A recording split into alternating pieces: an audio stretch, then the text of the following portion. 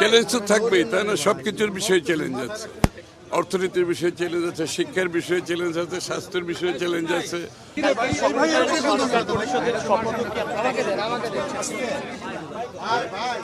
সংসদ সদস্য হিসেবে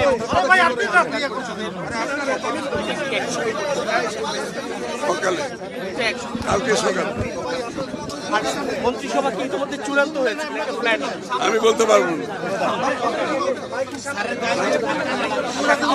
জুলাই সনদ নিয়ে আপনাদের সামনে চ্যালেঞ্জ আছে কিনা?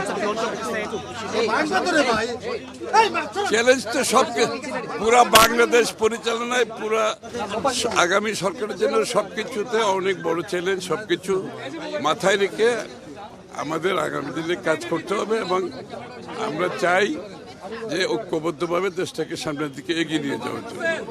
চ্যালেঞ্জ তো থাকবেই, তাই না? সবকিছুর বিষয়ে চ্যালেঞ্জ আছে, অর্থনীতির বিষয়ে চ্যালেঞ্জ আছে, শিক্ষার বিষয়ে চ্যালেঞ্জ আছে, স্বাস্থ্যের বিষয়ে চ্যালেঞ্জ আছে, কর্মসংস্থানের চ্যালেঞ্জ আছে।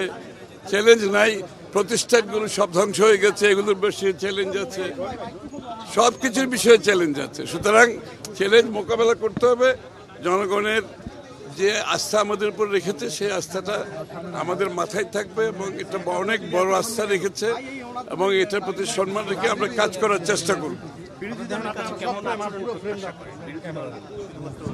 বিরোধী একটা গণতান্ত্রিক দেশে বিরোধী দল কিভাবে আচরণ করে সেটা তো গণতান্ত্রিক আচার আচরণ সবকিছুর মধ্যে লেখাপড়া আছে, যা সবকিছু বুঝাও আছে। একটা গণতান্ত্রিক দেশে বিরোধী দলের আচরণ কি হবে সেটা তো একটি গণতান্ত্রিক পরিবেশ বজায় রাখার জন্য সেটা তো সবার জানা, সেটা নতুন করে বলার কিছু নেই।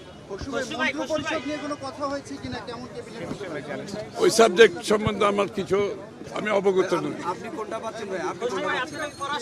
আমি মন্ত্রণালয় সম্বন্ধে কিছুই অবগত নই।